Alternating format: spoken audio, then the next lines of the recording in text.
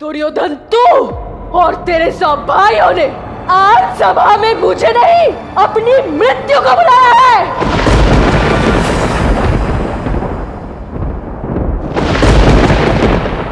तुझे बहुत विश्वास है ना उस वासुदेव कृष्ण पर?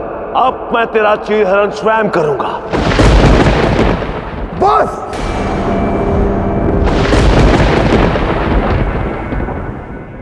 बहुत हो गया। दुर्योधन, मत भूलो, अभी यहाँ एक दैविक कृपा से तुम द्रौपदी का चीरहरण करने में असफल रहे हो। अब यदि तुमने कुछ और किया तो हो सकता है कि कोई अनिष्ट हो जाए और कहीं तुम्हारे प्राण संकट में न पड़ जाए। पुत्र, द्रौपदी, हम सभी को क्षमा कर दो। बहुत बड़ी त्रुटि हो गई मुझसे। ये कीड़ा यहीं समाप्त हुई। तुम और पांडव मुक्त हुए।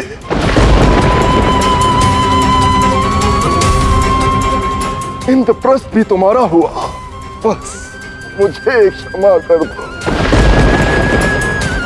महाराज धृतराष्ट्र, बहुत विलंब कर दिया आपने ये कहने में।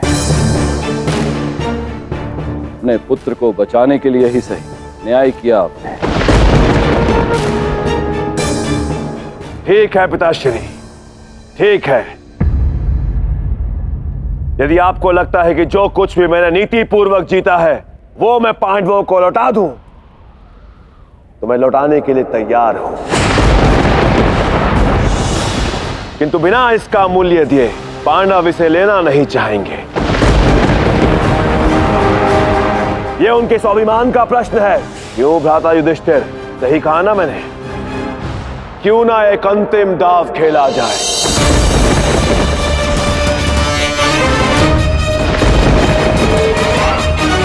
यदि पांडव जीते तो सब उनका, सब कुछ, मैं हस्तिनापुर, इंद्रप्रस्थ, सब कुछ लौटा दूंगा मैं उन्हें। और यदि ना जीते तो पांडवों को 12 वर्ष का वनवास और 1 वर्ष का अज्ञातवास। अज्ञातवास अर्थात अपनी पहचान छुपाकर 1 वर्ष तक उन्हें रहना पड़ेगा। और यदि इस 1 वर्ष के भीतर पांडवों को पहचान लिया गया तो पुनः पांडवों को 12 वर्ष का वनवास और 1 वर्ष का अज्ञातवास फिर से भुगतना पड़ेगा।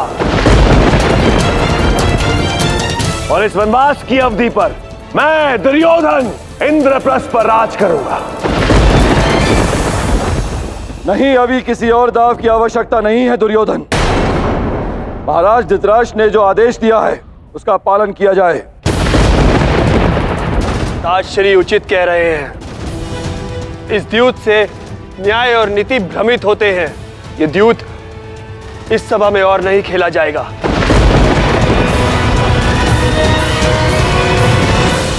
महाराज युधिष्ठिर, इस दांव के लिए आप मना कर दीजिए।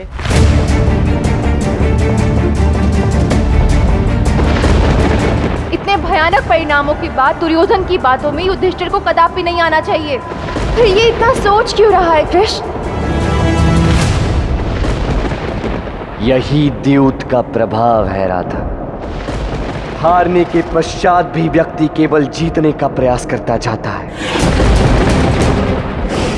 अब यदि युधिष्ठिर ने यह खेल आगे बढ़ाया तो युधिष्ठिर का पतन निश्चित है, क्योंकि अब तक उसकी त्रुटि क्षम्य थी। पर अब यदि सब कुछ जानने के पश्चात भी युधिष्ठिर इस त्रुटि को दोहराता है तो पांडवों को इस अपराध का दंड भोगना होगा।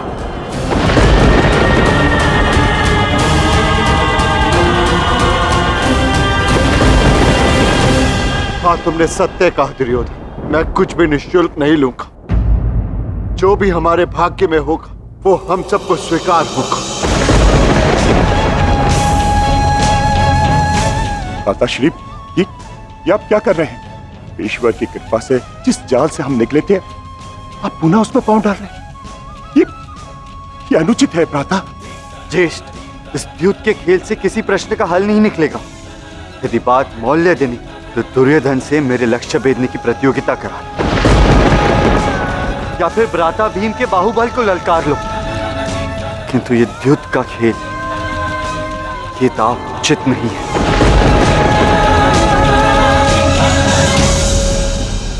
देखो राधे, कैसे एक मूर्ख व्यक्ति बिना सोचे समझे कर्म करता है और यदि कुछ बुरा हो जाए तो उसे दुर्भाग्य कहता है। अब संसार देखेगा कि कैसे इस मूर्खता के कारण दुर्भाग्य इनके जीवन में प्रवेश करता है।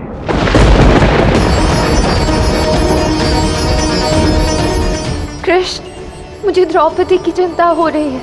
किसी का विवेकहीन निर्णय उसके जीवन साथी को सबसे अधिक प्रभावित करता है। इसमें द्रौपदी का क्या दोष है? किसी तरह तुम युधिष्ठिर के निर्णय को परिवर्तित नहीं कर सकते।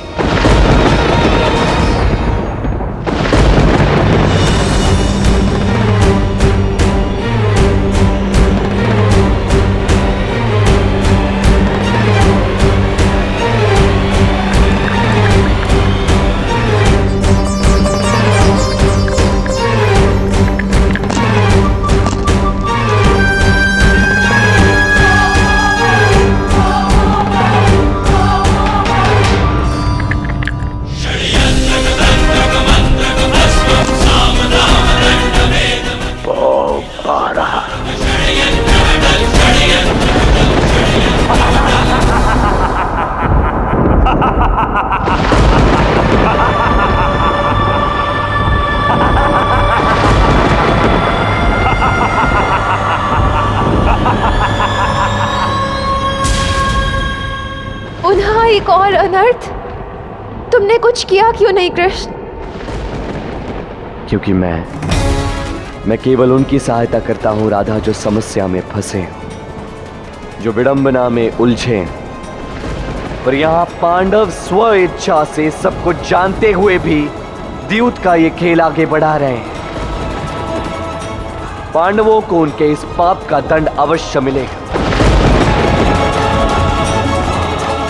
12 वर्ष का वनवास कितना कठिन होगा। द्रौपदी का तो कोई दोष भी नहीं है। तुम्हारी सखी, उससे भी ये सब भुगतना होगा कृष्ण। महाराज धृतराष्ट्र, हमार मुझे 12 वर्ष का वनवास और 1 वर्ष का अज्ञातवास स्वीकार है। हमें आज्ञा दें।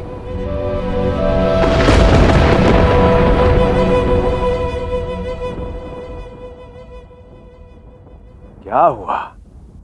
बड़े दुखी हैं आप सब? और द्रौपदी, तुम्हें तो बड़ा विश्वास था अपने वासुदेव कृष्ण पर।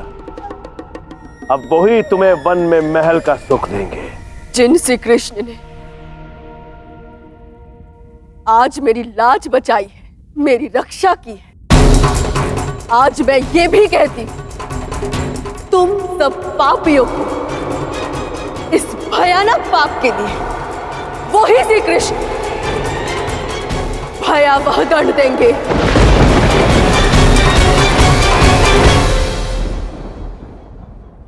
सही कहा द्रौपदी ने, हमारे साथ माधव है,